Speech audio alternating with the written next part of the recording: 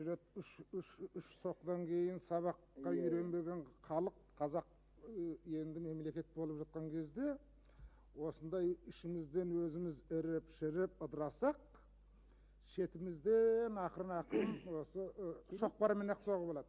Зеңбіректің де керегі жоқ, қарудың да керегі жоқ. Әп-әдемілеп тұрып соғып алады. Егер біз жаңағыдай ыдырап өз алдымызға ауыл болып көсем сайлап, ру болып көсем сайлап, президентін сайлап, оның жарғысына дейін қабылдап жатқан жері бар көрінеді. Сөйтіп алып ана орынға анау адамды қою керек, мына орынға мынау адамды қою керек, ана оқуға анау баланы түсіру керек, мына оқуға баланы түсіру керек, ана жерде ана қызмет босайын деп жатыр, соған кімді қоямыз? Меніңки індеттің ісігі осы. Меніңки осылай кете беретін болсақ, біз ішімізден ыдыраймыз. Өйткені ана орынға таласқан кезде екі жақ сөзсіз бір-бірімен қырғиға бақ болады дағы. Бұл ортада үшінші біреу келіп пайдаланып отырып алады. Сөйтіп біз тоз болудың бір жолы осы. Жаңағы сіз айтып отқан өте үлкен ұлы сабақтардан қорытынды шығарманың әсері қайда келетін меніңки осы. Бұны аңдып отқан адамдар жоқ емес. Ол ертеде патша саясатында да болған. Патша саясаты егер осы мына бізге генерал губернаторларын жіберген кезде, ояздың басшыларын жіберген кезде ең алдымен оларды бәленбай жылдар дайындаған. Зерттеген қайыру кімге жатады, оның үшін қандай беделді адамдары бар, кімнің аузын алу керек, кімге жағыну керек, кімге қарсы қою керек, қайыруды қайыруға қарсы қою керек, қандай себептер табу керек ол үшін. Меніңки үйрету деген осы. Кәдімгі жұмысқа ең сайқал мықты саясат патша заманынан басталып, соң Иван Грознийден бері басталып келе жатыр. Кеше мынау коммунистік империя осыны қатты пайдаланды. Менің есімде, сіз білетін шығарсыз, осында кім деген хатшы болды ғой? Себрюков. Себрюковтың өз аузынан естігеніміз бар біздің.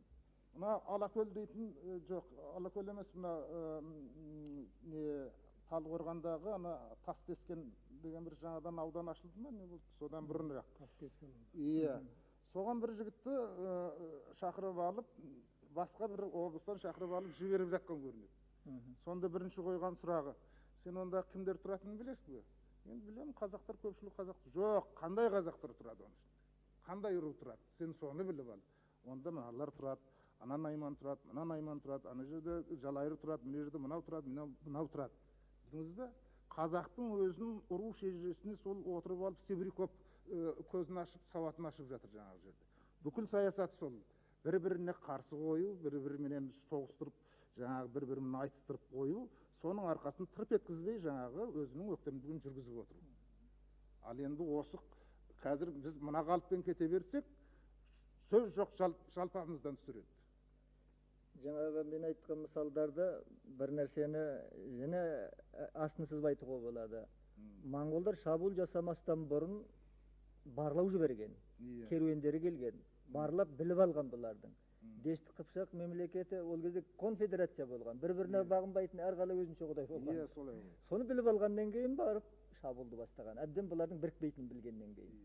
Содан кейін қалмақтар жаулап алған кезде олар да сол барлау жүргізген. Тек күтіп отырған, мыналардың үшке бөлінуін, қазақ хандығының үшке бөлінуін күтіп отырған. Қалай Тәукеден кейін үшке бөлінді, үш емес тіпті беске бөлінген екен бұлар. Сол үшін Әбілқайыр билеп кеткен кіші жүздің өзінде батыр сұлтан, барақ сұлтандар деген өзінше ел билеп, өзін хан жариялап. Содан кейін орта жүзді Семеке Күшік деген хандар басқарды. Сөйтіп бұл 6 бөлікке бөлінген қазақ. Міне сол кезде бас салды. Зерттелген бәрі. Мен тағы бір нәрсеге. 1730 жылы Әбілқайыр хат жазды.